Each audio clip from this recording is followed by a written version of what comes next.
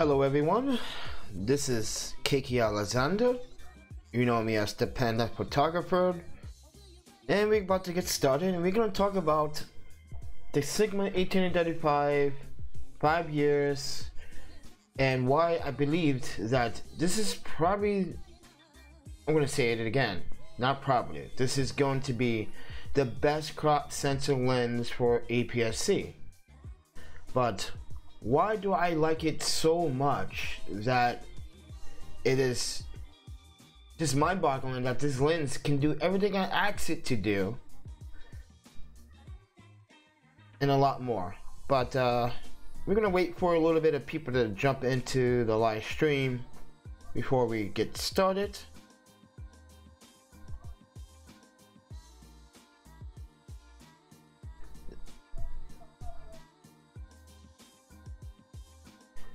But with that said, everyone, please do go to my website at 646studios.com, where I have tutorials on photography, videography, night exposures, fireworks, and a lot more. You also can see my little portfolio that I have here along the sides. It's a number of different categories, so as a photographer and as a travel photographer, I emphasize this so much, is that try to really open your mind and expand your thoughts when it comes down to photography, and how many categories should a photographer be interested in. But that's just my opinion. But on the website you can see where I got tutorials on how to protect your work, should you work for free, tutorial tips, and a lot more. But with that said, let's go back and let's get started with the show.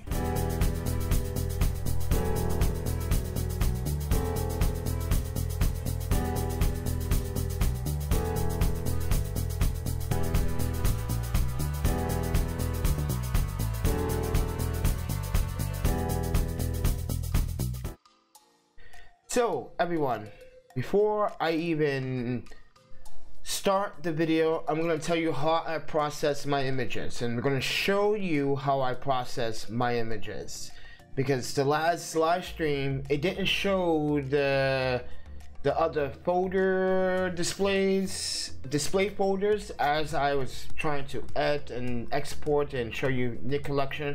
But when I actually touch up a photo, I go into add. Then I either choose Color Perfect Pro, and it should pop up original. Yes, it should just pop up. Right, give it some time. Let's see here. Is it gonna pop up? Yes, it is. All right. So last time this didn't show up in my live stream, and I tried to figure out what's up with OBS, changing some of the settings. But I want to show you how I process images.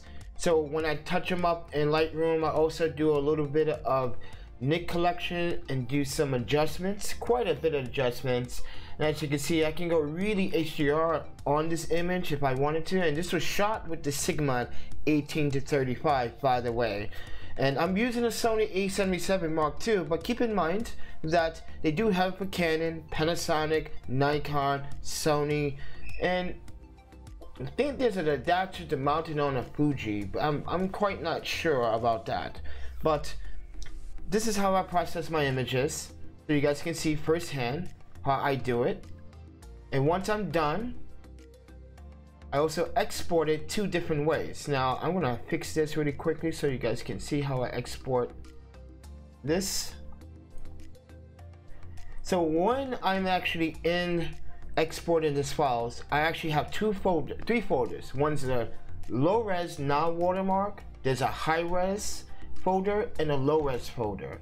But when I'm actually exporting these out low-res style, I use a long edge. I use 2048 pixels by 300 per inch, and I also use my watermark. But keep in mind, I do have a metadata watermark where I go into the library and I will right click on an image. Hopefully that is showing you guys. I will right click on an image and I would click metadata preset, and I would choose my copyrighted preset, but I'm not sure if it's showing. No, it's not showing you that either. I gotta really fine-tune OBS so I can show you guys what I'm talking about. But I just want to show you guys how crispy and clean the image look, and this is more like an HDR capture, sort of. Didn't want to actually really put too much clarity and sharpness and extract a lot of detail, but you can see this is this one. Let me show you another. Let's do this one. Now, in reality, I can actually bring this down. Here's the edit version, and I bring the temperature down on this image. Now, this was shot with the Sigma 18-35 ISO 800 18mm 5.6 1/60 of a second. I'm shooting with the Godox V860 Mark II. I'm shooting TTL. I'm one stop under, and as you can see, it's pretty damn sharp. Now I can clear this up, but I kind of liked a little bit of the grain to give it a little bit of more like a organic taste or organic feel to my images. But you can see how really crispy clean the contrast levels are really nice. And hopefully, like this computer right here, this laptop that I'm using, this is a new laptop. I hope the color calibration is doing some justice to show you guys how I edit my photos. I just received a comment, the first comment of many that since like 3 years ago. I had this picture of a model, and this guy said the skin tones were just off, but maybe that was the old computer, but I never had a complaint about the image. But anyway, just want to show you some of these unique images. This one here, I can actually tone the temperature down to give it more of a natural light blend look. So yeah, that looks good, that looks great. But this guy was just standing right there when I was taking the picture. I said, yeah, you stand right there, you stand right there. This is gonna be like a mystery question, why? But yeah, you can see it's relatively sharp. By the way, I did shoot manually. All my shots were shot manually. I use focus peaking, sometimes, most of the time on high, especially in low-key lighting situations. And when I'm doing pictures like this, it's on medium. So my focus peaking on my EVF, I use my EVF more than my LCD screen in the back of my camera because my LCD screen is broken. And then, by the way, update, Newer decided to go and refund me for my LCD monitor, and they mailed it. If you watched the video yesterday, I'm kind of disappointed that they did that without even asking me. Just decided, yeah, we're just gonna refund you. I kind of needed the monitor more, but anyway, let's talk about the Sigma 18-35. You can see that it's relatively good, it's sharp, it's brilliant. I think it's a really good lens. I did convert one image into black and white, so you guys can see, like, it's kind of like vintage film black and white. Using a little style here to blend the photos, but you can really go up, and you can, even when this is turned black and white, you can tell it's actually really sharp. Just like looking at her eyelid, looking at how focused, and the shirt, the pattern on the shirt too, you can tell it's really sharp. There's no color aberrations whatsoever, and you can tell there's a lot of detail, lots of detail. But let's go to a different image. Oops. Let's actually change the color temperature on this as well.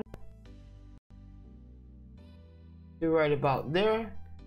And you can, it's focused on the Tigate can. You can tell that is a manual skill photographer. I'm sorry, I like to brag a little bit, but I like when I'm actually manually focusing and nail my shot. I am so proud of myself because they were moving pretty fast, and I was manually shooting at 1/60 of a second, and I captured that. Let's do 1:1, see, so you guys can see how sharp and crispy this looks. Is it gonna load, or is that it's gonna be? But yeah, that's pretty sharp. and that's pretty damn sharp in my opinion. This is why I love the Sigma 18-35. It's a very versatile lens for videography, portraits at 35mm. You can actually do portraits at 18 and 20mm, 24mm if you wanted to with this lens. I have done it. I did some lens correction with it and some distortion, but you can do it. And as you can see, the colors are very accurate. This is shot on the Sony 877 A mount. I'm an A mount user. I'm a Nikon user. You give me a Canon, I use a 70D. It's my favorite one. But yeah, pretty damn good for the lens. But check this out. Now this was shot also TTL 35mm at f5.6 8-100, and I'm just going to show you guys why you should definitely consider buying 18-35. And keep in mind, I am manually focused with focus peaking on medium. Look how sharp is that. That is beautifully sharp. I have to say that the more I shoot manually, the better I feel about my photography. I just don't feel comfortable shooting autofocus sometimes. I know I use autofocus when I'm doing portraits and do eye autofocus and try to focus on the eye. But sometimes I just don't use it. I like to use manually, and this is why I do it manually, because I want the result to be satisfying to me. And Sigma, if you are listening to this, I'm satisfied with the 18-35. And what you guys should definitely do, Sigma, is if you guys want to win Sony shooters, I'm not praising Sony, I'm not a Sony fanboy. I'm just saying that when I had the E-mount, I was hoping you guys come with the 18-35 for the E-mount without using any adapter. Because believe a lot of E-mount shooters will appreciate this lens on the APS-C and not worry about adapters, because adapters cost too much money and extra money when that extra money can go to audio gear. But you can just look at this image and whoo, it is brilliantly crispy and sharp and detailed, and I'm pretty amazed by the results. And the bokeh, let's talk about the bokeh. The bokeh is good, very promising. As you can see, look at the bokeh. A little busy in the center, some little bit of, seems like some busyness going on in the bokeh, but it's perfectly round. Most of them are perfectly round. You can see this one is like a little bit of like a, getting a little like cat eyes shape a little bit here, but you can see where most of the bokeh is actually bokeh the hell out. It's bokeh-fied. This is where I love the lens, the bokeh, the creaminess, and this was shot at f/400. Let's see here. What about this one?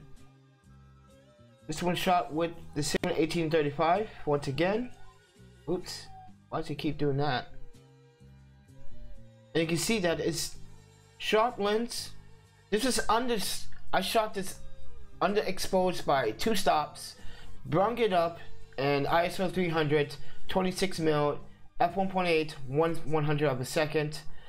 And you can tell from the image that the bokeh still a little busy in the center, but very clean, none at all noise, very nice, and I pretty like the results from this. So, and this was also shot with the 18-35 Sigma 18-35 from Sigma.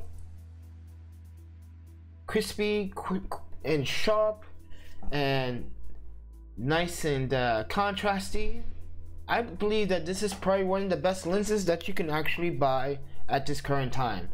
Now, this is just my opinion, but yes, it doesn't have stabilization, doesn't have weather sealing, but if you watch any of my Sigma videos on this YouTube channel, you hear me say that I have brung this Sigma glass out in the rain, snow, And I just recently got it back from repairs. This is why I'm coming to this conclusion about the weather sealing.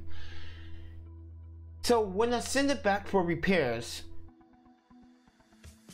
they told me that it didn't have a lot of moisture inside the lens because it cleared up. But if I wasn't in that heavy downpour rain in Madison, Wisconsin, my lens wouldn't if I was to continue to stay in that weather, I wouldn't have damaged my lens to beyond repaired. But lucky for me, I got my lens repaired within the 2-3 weeks span time. I sold another lens to get the lens fixed because it's my pride and joy, it's my baby, but it's one of my dominant primary lenses that I use for any of my professional photography or event photography. And as you can see, this is a low light situation, and this is when I first started to use the Sigma 1835 when I came to New York, and I was pretty satisfied because the lens got clean, so I was pretty happy with that. But yeah, I'm pretty fine with the results. Bring the temperature down just a little bit. There we are.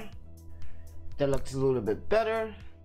But as I said, guys, this has been like an opportunity for me to tell you that after 5 years of using this lens, this is going to still be the best aps-c lens that's going to be for your aps-c camera.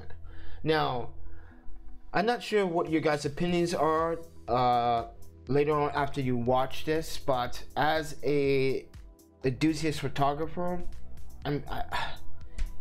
you can't go wrong with $7.99 for a focal length between 18 to 35 at a constant f1.8 aperture. And not only that, it's a very well built lens for what it is, and its construction build has been through a lot. I had dropped it a few times. Holy crap, got paranoid, got scared, nicked it a little bit. I broke the lens hood. That's how rough I am on my gear. It's because the lens hood is actually now without a mouth, because the piece is still on the camera, but the lens hood is just broken 60% of the way.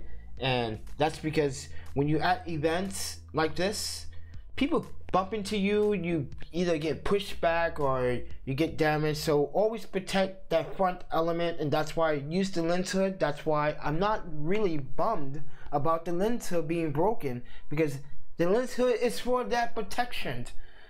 And that's why I always recommend bring a lens hood, even if you're doing street photography or whatever photography that you're doing. Bring a lens hood, and even though you don't want to use the lens hood and you're autofocusing, at least put the lens hood on backwards so it protects most of your lens. But I digress, because I've seen things happen. And as you can see, like, this is f4.5 1/200 a second, 20 mil.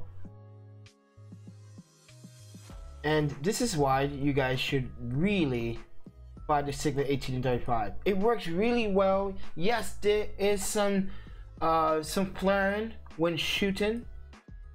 As you can see, there's a flare right there. You can see it, but it's like, can you really like argue on the fact of the lens flare? Because sometimes lens flare gives your image some character. So in this image, I just left it alone. It's like, let me just leave the lens flare there to make it look organic. And yes, I did some retouching and did some touching up, like this one. You can see there's some lens flare, but it looks gorgeous at the same time. It's just like, and it's not all over the place either. It's aligned correctly, like it's going towards you in a pattern. It's like symmetrically. I dig it. I love it, and that's why I shoot towards the light sometimes, because in flash photography you gotta know how to take advantages of light situations, and this is a good example. And as you can see, there is a red LED gelled with using a TT600 Godox flash in the back to actually give it more character, so it's not a lot of shadow in the back of her.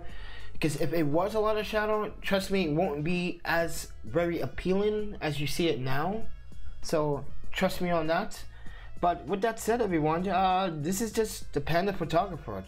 Just letting you guys know that the Sigma 1835 is my true and love lens, and I do want a Sigma F1.8 35mm art lens. They do have it for A mount, but it's $8.99, and I'm a poor photographer. I'm a travel photographer. I gotta do everything on the budget, and when a big job comes through, whenever that comes through, maybe I'll be able to buy it, and do a comparison on that for you guys. But like I said, guys, this has been quite an honor to show you some of my work and some of what I do and think outside the box when using the Sigma 1835. I do a lot of long exposures with it. I guess I should show you that as well.